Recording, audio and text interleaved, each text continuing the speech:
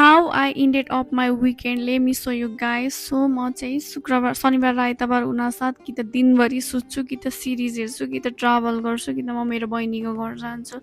High everyone. So मैले चाहिँ last weekend चाहिँ के गरेर बिताएँ भन्दाखेरि चाहिँ सुरुमा हाम्रो चाहिँ मेरो बहिनीको घर जाने प्लान थियो। घर जानुभन्दा अगाडि चाहिँ फर्स्ट अफ अल म चाहिँ बानेश्वर गएँ। बानेश्वरमा चाहिँ हाम्रो आएनआई सिनेमा दिपक राजगिरीको आएनआई सिनेमामा चाहिँ मुभी हेर्ने प्लान थियो। सो मेरो भाइले चाहिँ ट्रेलर हेर्नुभएको रहेछ धमाल 4 को र उहाँले चाहिँ मलाई मुभी हेरौँ भनेर चाहिँ एप्रोच गर्नुभयो। 1 2 3 त मैले हेरेको छैन, बट 4 पनि म इन्ट्रेस्टेड चाहिँ थिइनँ।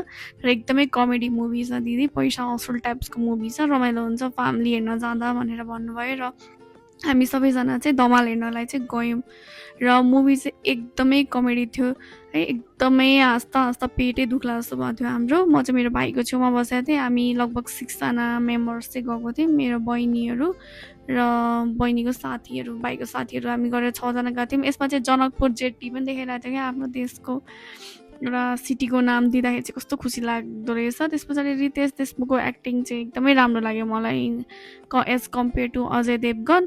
फर्स्ट पार्ट चाहिँ एकदमै इन्ट्रेस्टिङ थियो क्या, हाँस्दा हाँस्दा के होला ट्विस्ट एन्ड टर्न भनेर चाहिँ थियो। तर बट सेकेन्ड पार्ट चाहिँ पुरै एआई एडिटेड भिडियो जस्तो थियो क्या, खासै राम्रो त थिएन। बट फ्यामिलीसँग हेर्दाखेरि चाहिँ एकदमै रमाइलो भयो। यस पछाडि चाहिँ यो गुलाबी साडीवाला पपुलर गीत पनि थियो यसमा इन्क्लुड गरेको। सो इन्टरभल पछि चाहिँ हामी वासरुम गएर सर्टेन पपकर्नहरू चाहिँ अलिकति फुडहरू लिएर चाहिँ अनि हामी चाहिँ माथि गयौँ। अनि त्यस पछाडि एकछिन यहीँ रमाइलो गऱ्यौँ। अनि भाइ पनि एकछिन त्यहाँ बिजी हुनुहुन्थ्यो। दिदी भिडियो चाहिँ नहाल्नु है सोसियल मिडियामा भन्नुहुँदै थियो मलाई, बट उहाँको दिदीलाई कसले सक्ने र जोक्स अपार्ट। र हामी चाहिँ पपकर्न लिएर आएर चाहिँ आफ्नो सिटमा चाहिँ बस्यौँ। यो चाहिँ हाम्रो टिम थियो।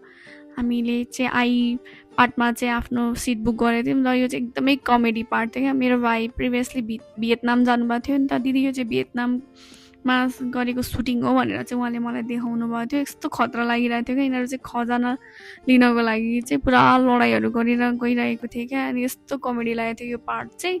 हाँस्दा हाँस्दा हाँस्दा हाँस्दा के भन्ने पेटै दुखेर यस्तो भइसकेको थियो। खतरा थियो क्या एक्टिङ चाहिँ हाम्रो रितेश देशमुख। त्यस पछाडि उहाँको नाम चाहिँ मलाई थाहा भएन, अञ्जली के हो, उहाँहरूको एक्टिङ चाहिँ खतरा थियो क्या यो पार्टमा। पैसा असुलै जस्तो थियो फर्स्ट पार्ट त। वी फिल सो ब्लेस्ड होइन। अनि म र भाइ त हाँस्दा हाँस्दा राधालाई चाहिँ खास बोर लाग्यो अरे, बट मलाई चाहिँ ओभरअल मुभी एक्सपेक्टेसन थिएन नि त।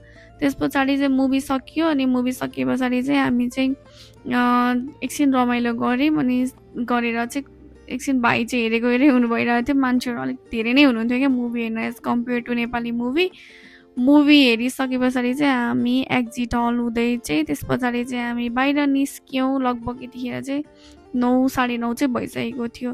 त्यस पछाडि हामी बानेश्वरकै एउटा फेमस ढाबामा चाहिँ जाने प्लान बनायौँ यहीँ बसेर केही खानालाई। अनि त्यस पछाडि हामी त्यहाँ चाहिँ सर्टेन खानेकुराहरू चाहिँ भेज आइटम्सहरू चाहिँ खानेकुरा खायौँ। खाइसके पछाडि चाहिँ सबैजनासँग चाहिँ बिदा भएर त्यस पछाडि चाहिँ मेरो बहिनीले चाहिँ मलाई स्कुटीमा लिफ्ट दिए कोटेश्वरको बाटो हुँदै चाहिँ हामी अनि उसको घरतिर चाहिँ लाग्यौँ। घरको बिचमा चाहिँ एउटा खतरा पान पसल छ क्या कौशलटारमा। अनि त्यस पछाडि चाहिँ हामी त्यो पान पसलमा छिरेँ। मैले चाहिँ लिइनँ, मेरो भाइ बहिनीहरूले चाहिँ यहाँको पान इन्जोय गरे। यस्तो यो आमाको एउटा खुट्टा पनि छैन क्या, क्रचेसमा हिँड्नुहुन्छ, बट यस्तो खतरा पान बनाउनुहुन्छ। मैले यस्तो पान त म झापा लियो है, झापामा पनि त्यस्तो खतरा पान बन्दैन होला जो यहाँ बन्छ। सो हजुरहरू इफ कौशलटा ट्राभल गरिरहनु भएको छ भने चाहिँ राइट साइडमा चाहिँ यो आमाको पसल छ है, ट्राई गर्नु होला यहाँको पान, यु विल नट रिग्रेट है। यस्तो खतरा। अनि मेरो बहिनी चाहिँ रेगुलर कस्टमर भएको भएर बुवा र आमाले चाहिँ एक्स्ट्रा सुपारी पनि दिनुहुन्छ क्या। उहाँहरू यस्तो मेहनती, बिहान कति 10 बजे पसल खोल्नुहुन्छ अरे, राति 11:30 12 बजेसम्म त उहाँको पसल चलि नै रहेको हुन्छ क्या। यस्तो मेहनती बुढाबुढी त मैले देखेको पनि थिइनँ क्या। हेर्नु त उहाँ कस्तो दामी छ क्या, लुक्सहरू पनि कस्तो धेरै मसला पनि हालिदिनुहुन्छ। आफ्टर द्याट चाहिँ म बहिनीको घर गएँ। अनि त्यस पछाडि चाहिँ राति लगभग 11-12 बजिसकेको थियो। सो वी डिस्कस र मैले नेक्स्ट डे चाहिँ के गरेँ will see you next video. Stay tune. Bye bye, take care.